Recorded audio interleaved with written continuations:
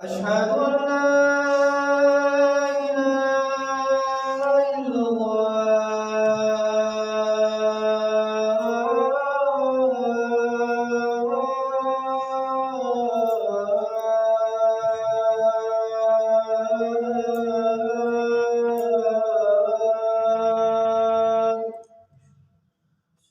أشهد أن محمدا رسول الله. أشهد أن محمدا رسول الله.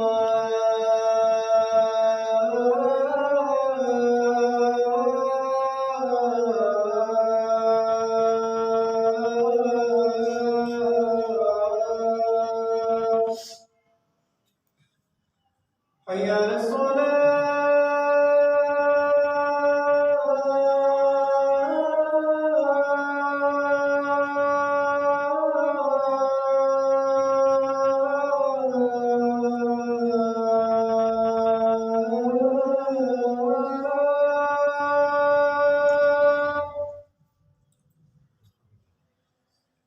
حي على الصلاة.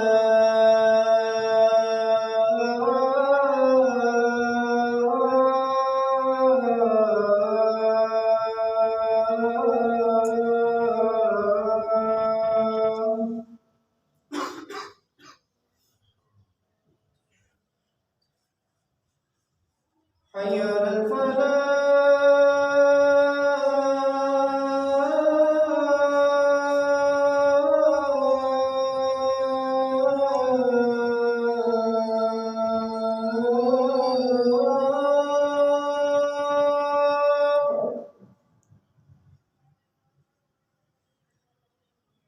حي على الفلاح.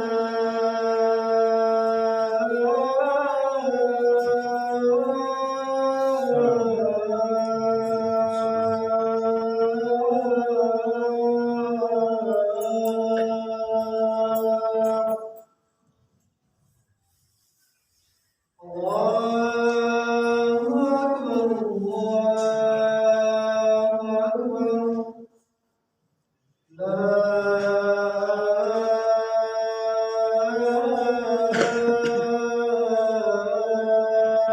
إله إلا الله.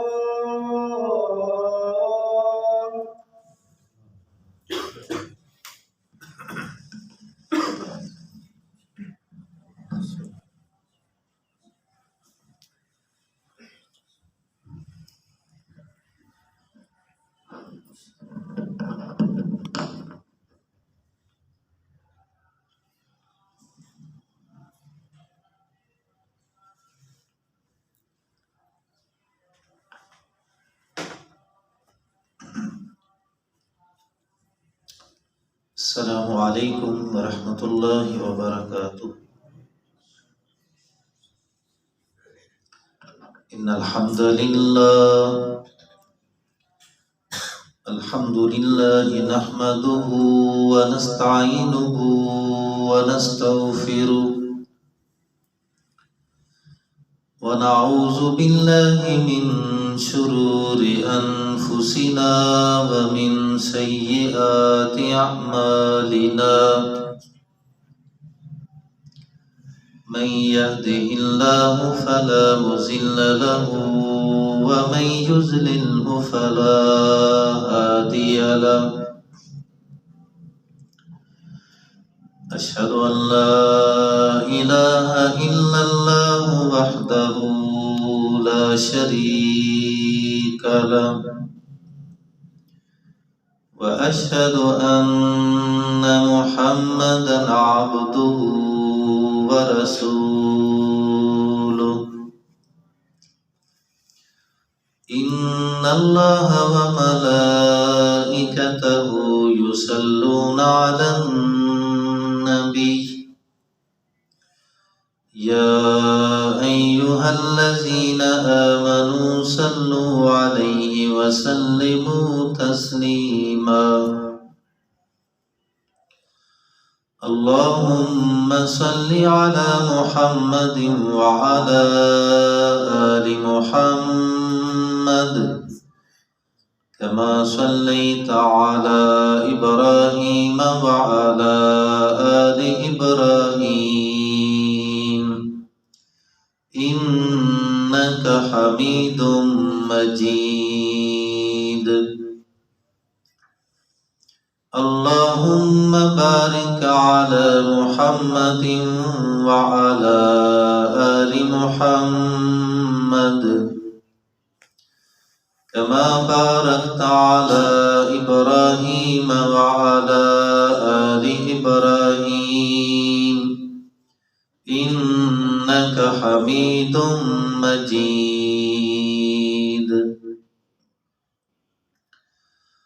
أما بعد فإن خير الحديث كتاب الله وخير الهدي هدي محمد صلى الله عليه وسلم وشر الأمور محدثاتها وكل محدثة بدعة وكل بدعة ضلالة وكل ضلالة في النار.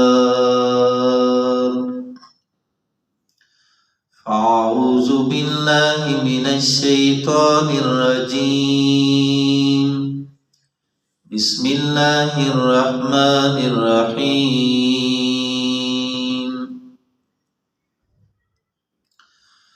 واعبدوا الله ولا تشركوا به شيئا وبالوالدين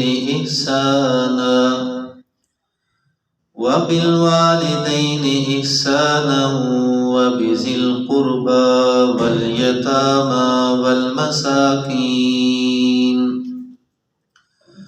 والمساكين والجار ذي القربى والجار الجنب والصاحب بالجنب وابن السبيل وما ملكت أيمانكم إن الله لا يحب مختالا فخورا.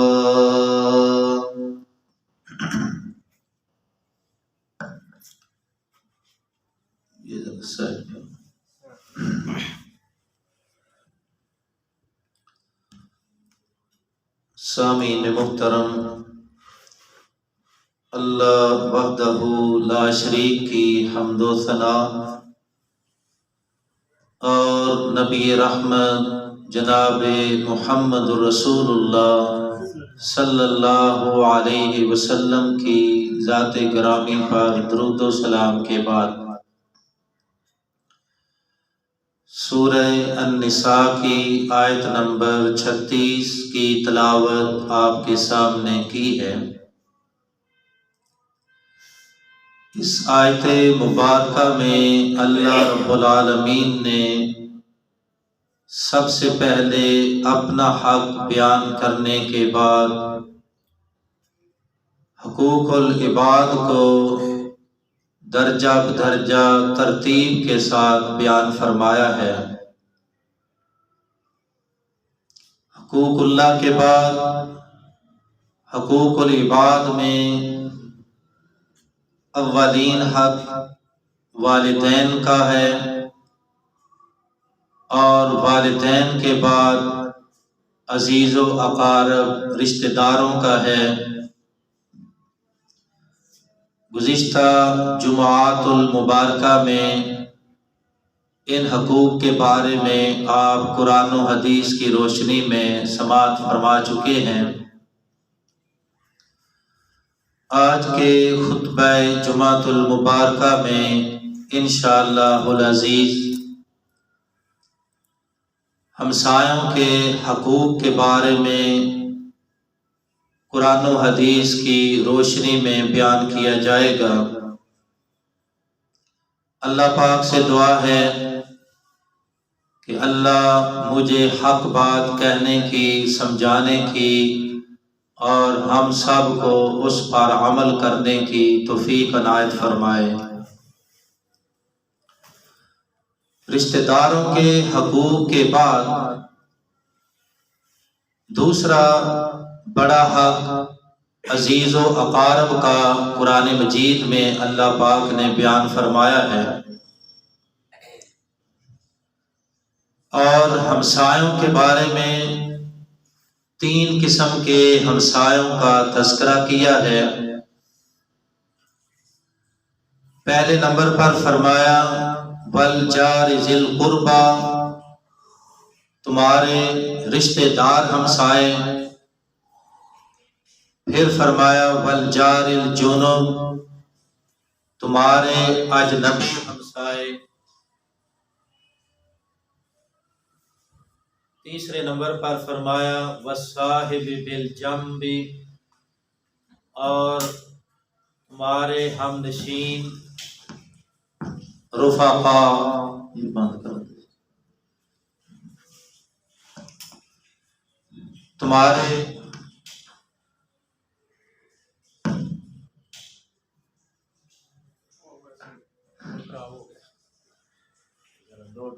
لائٹر میں کام کر دیں۔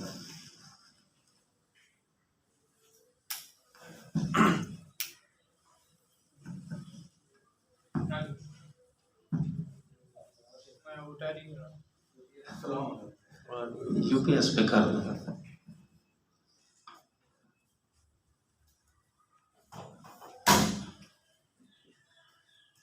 پچھلی لائٹیں بھی بند کرو، اس کو ذرا سختی سے کرو۔ یو پی ایس پہ کر دیں، پچھلی لائٹیں بند کر دیں۔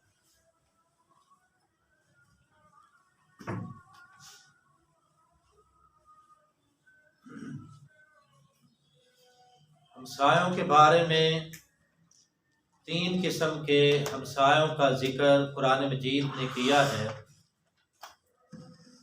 اور حقوق میں یہ سارے کے سارے برابر کے شریک ہیں، مگر الاقرب فالاقرب، جو زیادہ قریب ہے اس کا حق زیادہ ہے، مگر ہمسایہ ہونے کے نیت سے، ہمسایہ ہونے کے ناطہ سے سارے ہی حسن سلوک کے حقدار ہیں۔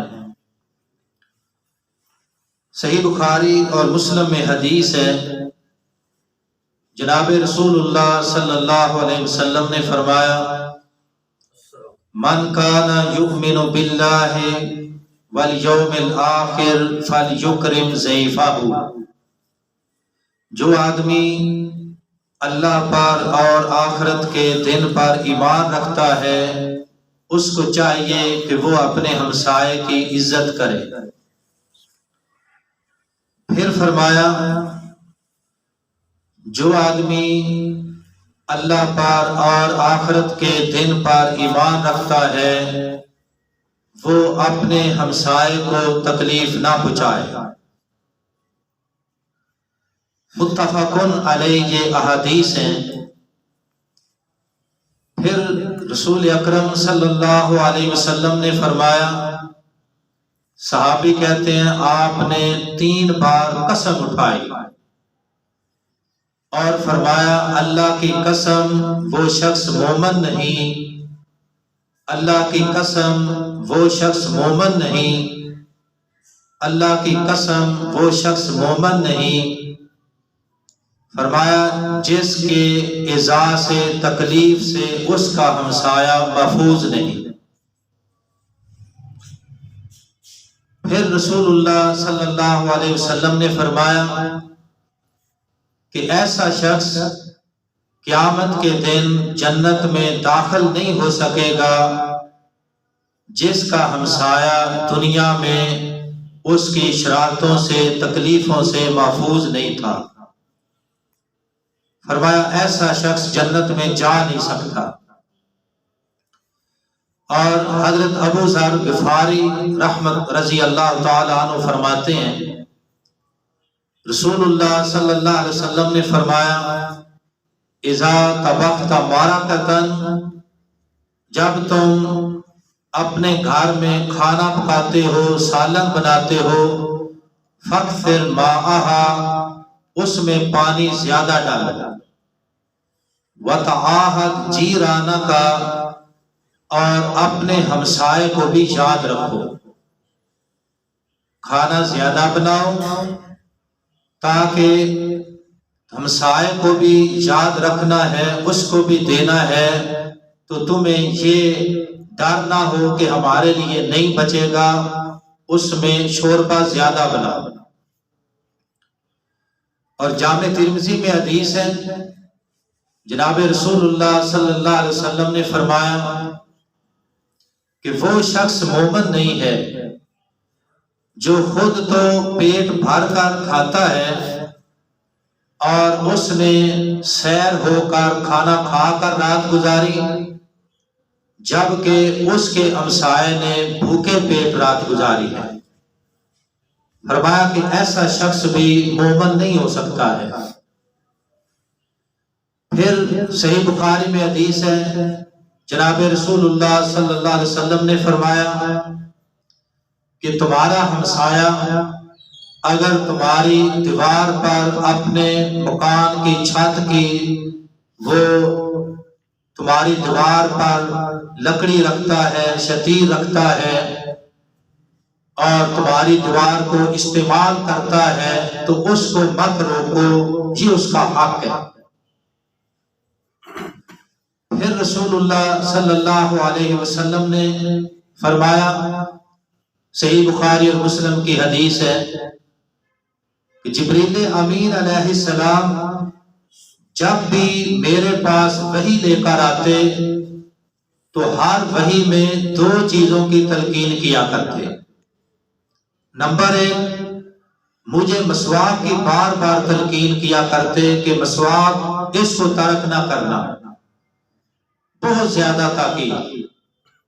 صحابی کہتے ہیں رسول اللہ صلی اللہ علیہ وسلم پھر آگے ہمیں تلقین کرتے اور ہم اس قدر مسواک زیادہ کرتے کہ ہمیں یہ ڈر لگتا کہ ہمارے مسوڑے چھل جائیں گے، اتنی زیادہ مسواک کی تلقین کرتے. دوسرے نمبر پر جس بات کی سب سے زیادہ تلقین جبرائیل علیہ السلام نے رسول اکرم صلی اللہ علیہ وسلم کو کی، وہ ہمسائے کے ساتھ خیر خواہی، محبت اور حسن سلوک. ہر وحی کے ساتھ حکم ہوتا کہ اپنے ہمسائے کا خیال رکھو، حالانکہ جناب رسول اللہ صلی اللہ علیہ وسلم نبوت ملنے سے پہلے بھی اپنے ہمسایوں کا خیال کرتے تھے. غریبوں کا، محتاجوں کا، مسافروں کا، حقوق العباد کا، مظلوموں کا ہر موقع پر آپ ساتھ دیا کرتے تھے. بیوہ عورتوں کی خبر گیری اور مستحق افراد کی معاونت، ان کی مدد، یہ نبوت سے پہلے بھی آپ کا شعار تھا. یہی وجہ ہے کہ جب پہلی وحی نازل ہوئی، غار راہ کے پاس فرشتے نے آپ کو سینے کے ساتھ لگا کے دبایا، کہا اقرا. 3 دفعہ کہا اقرا پڑھیے، آپ نے فرمایا ما انا بقارئ، میں تو پڑھا ہوا نہیں. تو پھر فرشتے نے کہا اقرا بسم ربک الذی خلق، خلق الانسان من علق، اقرا وربک الاکرم الذی علم بالقلم، علم الانسان ما لم یعلم. یہ آیات پڑھانے کے بعد فرشتے نے چھوڑ دیا. جب چھوڑا تو رسول اکرم صلی اللہ علیہ وسلم بڑے سخت گھبرائے، پریشانی کی حالت میں گھر میں آئے، بخار چڑھ گیا اور گھبراہٹ کی وجہ سے لیٹ گئے، پسینے سے شرابور ہو گئے. اپنی زوجہ محترمہ سے کہا میرے اوپر چادر دے دو، کمبل اوڑھ دو، مجھے اپنی جان کا خطرہ پڑ گیا. کچھ دیر کے بعد جب اٹھے تو سارا واقعہ سنایا. تو سیدہ خدیجہ رضی اللہ تعالی عنہا نے فرمایا کہ آپ غم نہ کریں، آپ ہمسایوں کے ساتھ حسن سلوک کرتے ہیں، آپ غریبوں، محتاجوں، فقیروں کی ہمدردی، خیر خواہی کرتے ہیں، آپ مسافروں اور مظلوموں کی مدد کرتے ہیں، آپ بیوہ عورتوں کی خبر گیری کرتے ہیں۔ کلا لا یخزیک اللہ ابدا، کہنے لگی ہرگز ایسا نہیں ہو سکتا، اللہ پاک آپ کو کبھی ضائع نہیں کرے گا، آپ غم نہ کریں۔ جناب رسول اللہ صلی اللہ علیہ وسلم فرماتے ہیں اس کے باوجود جبرائیل جب بھی آتا تو مجھے ہمسائے کے ساتھ خیر خواہی کا حکم اور تلقین کرتا، تو مجھے یہ خطرہ پیدا ہوا کہ شاید ہمسائے کا اتنا بڑا حق ہے کہ اس کو اللہ پاک ہمسائے کی وراثت میں شریک نہ کر دے۔ ایک جو خون کا رشتہ ہے وہ وارث بنتا ہے۔ فرمایا کہ ہمسائے کا اتنا زیادہ حق، اس قدر زیادہ تلقین کہ مجھے یہ خطرہ پڑ گیا کہ یہ اپنے ہمسائے کا وارث نہ بن جائے مرنے کے بعد، اس قدر تلقین ہے۔ جناب رسول اللہ صلی اللہ علیہ وسلم مکی دور میں بھی اور مدنی دور میں بھی، نبوت ملنے سے پہلے بھی اور نبوت ملنے کے بعد، آپ نے ہمیشہ اپنے ہمسایوں کا خیال بھی کیا اور دنیا کو بتایا کہ ہمسائے کے ساتھ ہمدردی اور خیر خواہی از حد ضروری ہے، اس کا سلوک جیسا بھی ہو۔ کفار مکہ مکی دور میں جہاں صحابہ کرام پر ظلم کرتے تھے، وہاں خود رسول اللہ صلی اللہ علیہ وسلم کے ساتھ بھی زیادتیاں کرتے آپ کے ہمسائے۔ کبھی آپ کے گھر میں کوڑا پھینک دیتے، کبھی کوئی گندی چیز آپ کے صحن میں پھینک دیتے، کبھی کانٹے دار جھاڑیاں آپ کے دروازے کے باہر پھینک دیتے، اور کبھی آپ راستے سے گزرتے تو اوپر سے کوڑا پھینک دیتے۔ مگر کسی موقع پر رسول اللہ صلی اللہ علیہ وسلم نے گالی دینا تو دور کی بات ہے، بد دعا بھی نہیں دی، بلکہ اتنی بات کہہ دیتے کہ اللہ کے بندوں یہ کیسی ہمسائیگی ہے، کیا اس طرح کے بھی ہمسائے ہوتے ہیں؟ تم عجیب ہمسائے ہو۔ بس اتنی بات کہہ کر اللہ کے رسول صلی اللہ علیہ وسلم چلے جاتے۔ ابو داؤد میں حدیث ہے، جناب رسول اللہ صلی اللہ علیہ وسلم کے پاس ایک آدمی آیا، اس نے کہا اے اللہ کے رسول صلی اللہ علیہ وسلم، میں اپنے ہمسائے کے ساتھ اچھا سلوک کرتا ہوں اور وہ میرے ساتھ ہمیشہ برا سلوک کرتا ہے، اور اس کی بد اخلاقی اس قدر بڑھ گئی ہے کہ اب میں اپنے گھر میں بھی تنگ پڑ گیا ہوں کہ وہاں کیسے رہوں، میرے لیے کیا ہوگا۔ جناب رسول اللہ صلی اللہ علیہ وسلم نے فرمایا کہ تم اپنا سامان، بیوی بچے لے کر باہر راستے پر بیٹھ جاؤ۔ یہ دیکھو کیسا نسخہ نبی ہے، کس قدر درگزر، تحمل اور برداشت کی انتہا کہ گھر اپنا ہے، یہ بھی نہیں کہا کہ بیچ کر دوسرے محلے میں چلے جاؤ، فرمایا کہ سامان اٹھاؤ، باہر راستے پر بیٹھ جاؤ۔ اس آدمی نے اپنا سامان اٹھایا، بیوی بچوں کو ساتھ لیا اور راستے کے کنارے بیٹھ گیا۔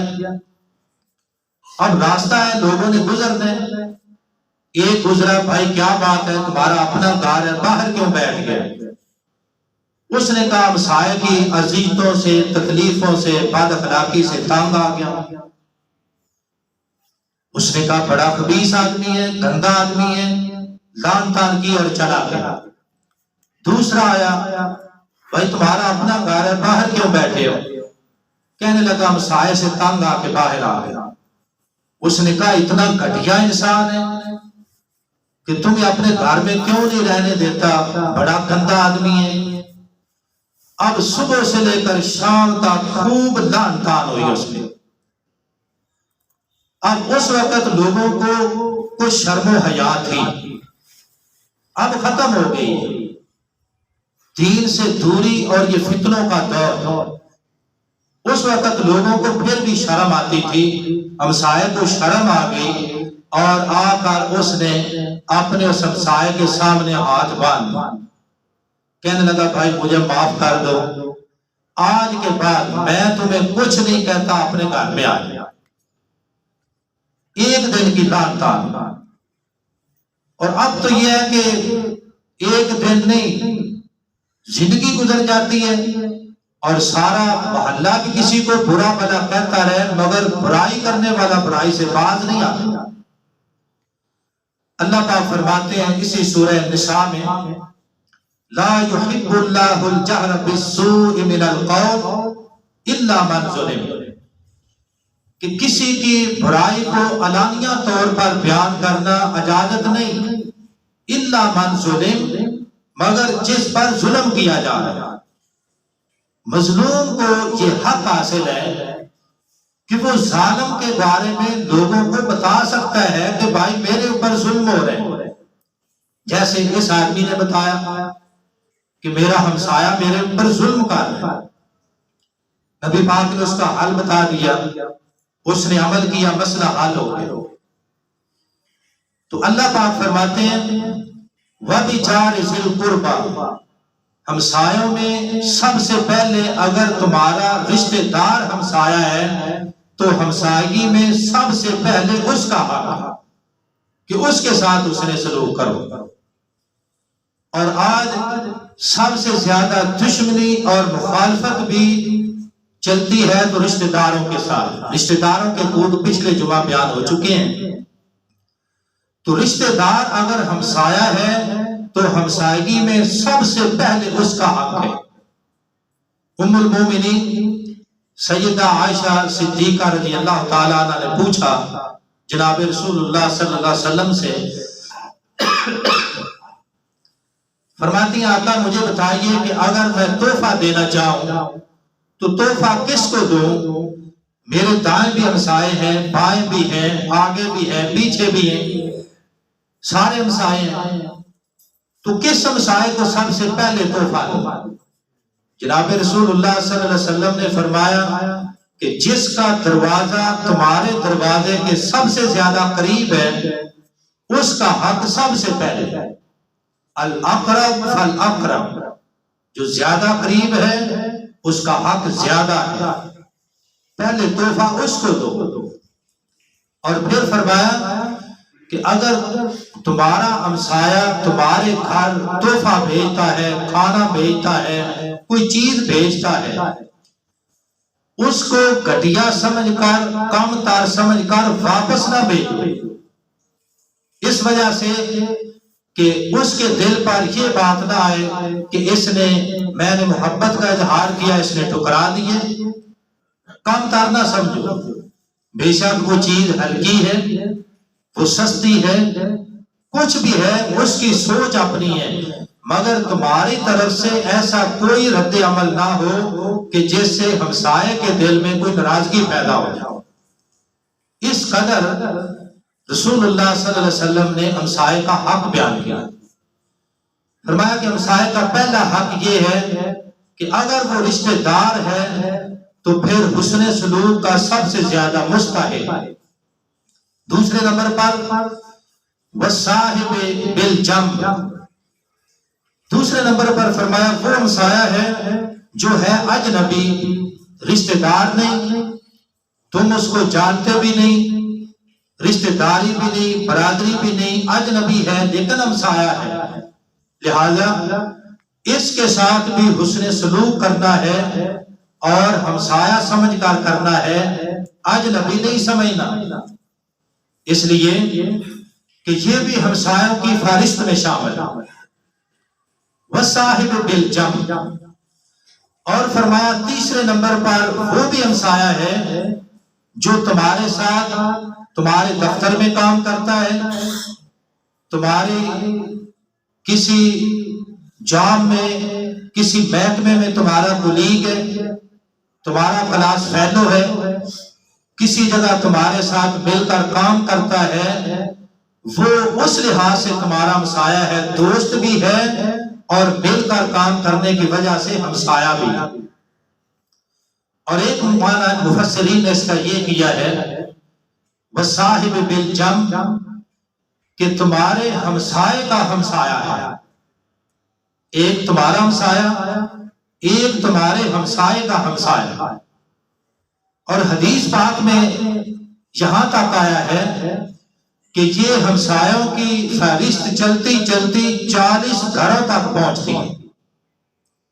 ایک تمہارے ساتھ والا ہمسایہ وہ بھی ہمسایہ ہے، جو اس کے ساتھ ہے وہ بھی ہمسایہ ہے، جو اس کے ساتھ ہے وہ بھی ہمسایہ ہے، حتیٰ کہ 40 گھروں تک، دائیں طرف بھی 40، بائیں طرف بھی 40، سامنے بھی 40 اور پیچھے بھی 40۔ اگر ان سارے گھروں کو جمع کیا جائے تو تقریباً 160 گھر بنتے ہیں۔ یہ خیر خواہی کا انداز دیکھو، دین اسلام کے اندر کس قدر خیر